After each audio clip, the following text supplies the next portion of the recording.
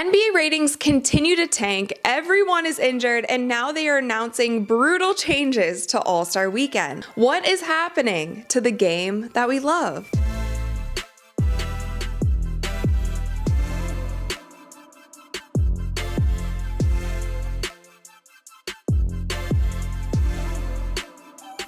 What's up, you guys? I'm Rachel DeMita, and welcome to the Courtside Club. Unfortunately, one of the hottest topics in the NBA world recently is NBA ratings and how they continue to decline. So it was just reported last week that NBA ratings are down 3% on TNT, and they are also down 28% on ESPN. Now, in my video last week, we went over all of the different theories and reasons as to why the ratings might be so low and why people don't seem to be as excited about the NBA this season as they have been in seasons past. Now, I was actually so curious to see what you guys as fans thought about this, and you guys let me know your opinions in the comments, so I want to read some of them here. Somebody said, Michael Jordan never took a night off, and neither did Allen Iverson. What happened to the mindset of proving that you are the best? Someone else said, no defense, allowing traveling in 3 seconds, players flopping and complaining every time. And lastly, someone said, the refs are terrible, zero defense, load management, constant threes, brawny make-a-wish, flopping, entitled players, games shown all over the place, and many other reasons. I quit watching in 2020 with the bubble. I feel like the general consensus, at least amongst my comment section, was you guys just saying that it doesn't seem like the players want to play. They don't have the kind of heart, they don't have the kind of spirit like we have seen with players like said here, like Michael Jordan, like Allen Iverson, like Kobe Bryant. It doesn't seem like that competitive edge is there. So it seems to be less about the amount of threes and where the games are broadcast and more about just the energy of the players. And if the players aren't excited to get on the court, then why should fans be excited to watch them play? This is stirring up a lot in the media, and Adam Silver was actually asked about the declining ratings, what he thought about it, and if there was anything that the NBA was going to do. He said, I think we're just looking at a couple weeks of ratings. There's always some unique things. This year we were up against a World Series. You had a presidential election, which was commanding an enormous amount of attention. So as you can see here, Adam Silver doesn't seem too worried about it, although I think a lot of fans did have a problem with the fact that he didn't take any ownership and say like, yes, there are things that we can improve on in the NBA, and he kind of pushed it all off saying like, oh, there was a World Series, oh, there was a presidential election, but this is not the first time that we've had either of those things coincide with an NBA season. One thing to note that I did mention in my last video is that the NBA did sign this new media rights deal for like nearly $80 billion.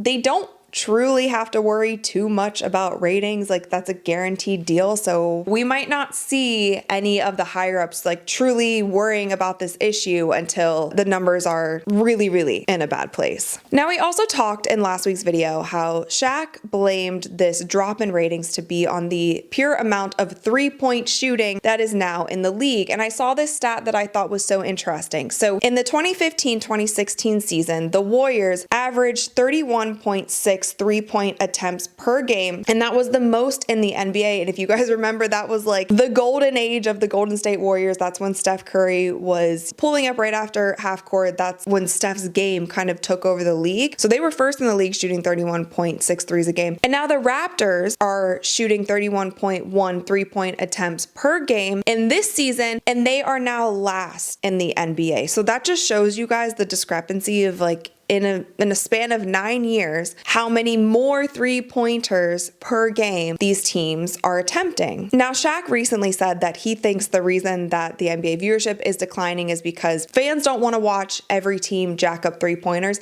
And he specifically said, I think Steph Curry ruined the league. Now, he had former NBA player Iman Shumpert on his show, and Iman Shumpert blamed someone else for why the league is declining. And here is what he had to say. I got crucified for this question already. Has Steph ruined the game? Because I also was asked this, and I said the person that ruined all of this was Bron. Because I felt like Bron's stance, and it's like Mike. If Mike would have made it okay for y'all to just be like, yeah, I'm leaving this team and I'm going to another.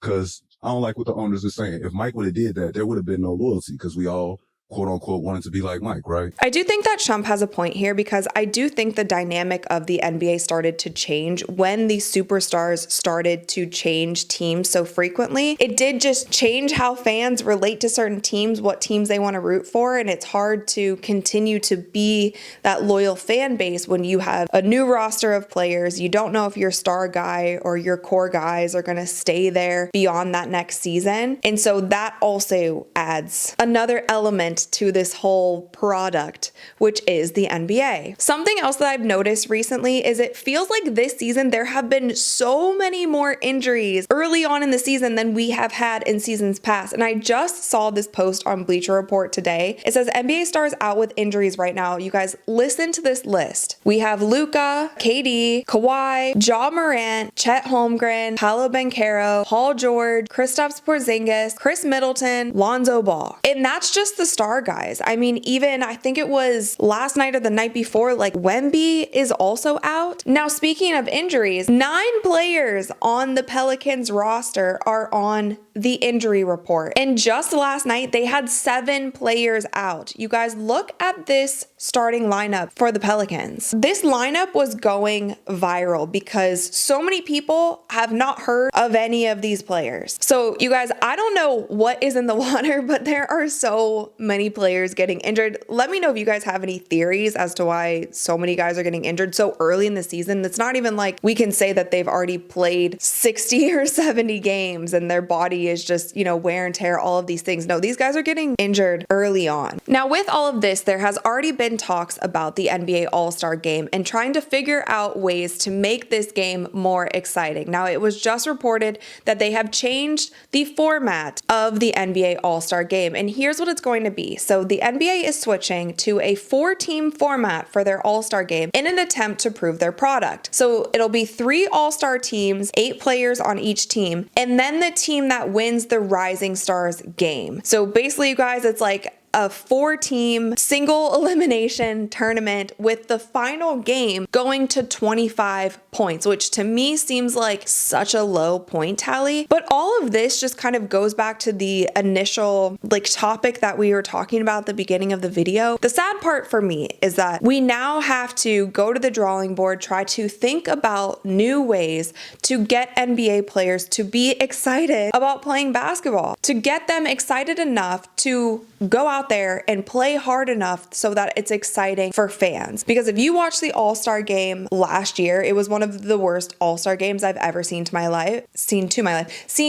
life. And I have been to the last 9 NBA All-Star weekends. I've seen them all. Last year was horrid. They almost scored 400 points total between the 2 teams. It was insane. There was no defense. It was just lobs to dunks, threes. Nobody cared. They were jogging around. You couldn't get these guys excited to play. And I get on one side that they don't want to get injured in a game like this, but on the other side, this is for the fans. Without the fans, you wouldn't have the NBA. So the fact that they have to go to these lengths and now completely just change what we've always had for an NBA All-Star game, maybe it will make it more competitive. I feel like the only game that will likely be competitive is the Rising Stars team versus one of the All-Star teams, because I don't think that the vets are going to want to lose to any Rising Stars, and I also think that the Rising Stars are going to want to beat the vets. The one exciting thing that they are trying to add to All-Star Weekend that was very successful last weekend, and also I thought was probably the best part of All-Star Weekend, was the Steph versus Sabrina 3-point shootout. Now, there has been whispers, I have talked about it in other videos, that they are trying to make it a Steph and Clay versus Sabrina and Caitlyn 3-point shootout.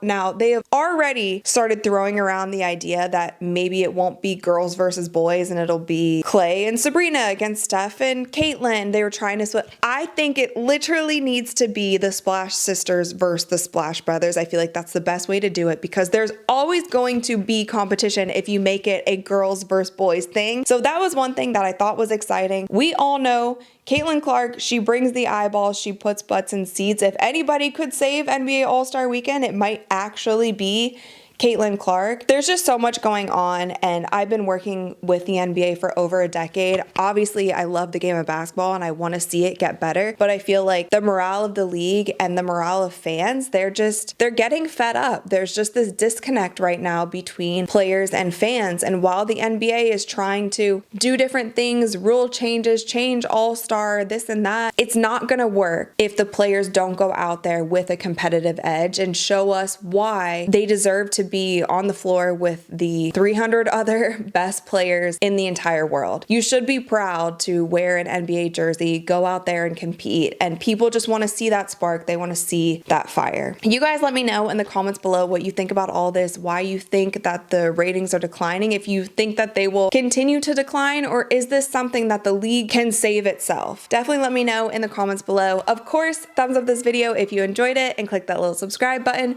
because we upload new videos every single week. And with that, you guys, I'll see you next time. Uina.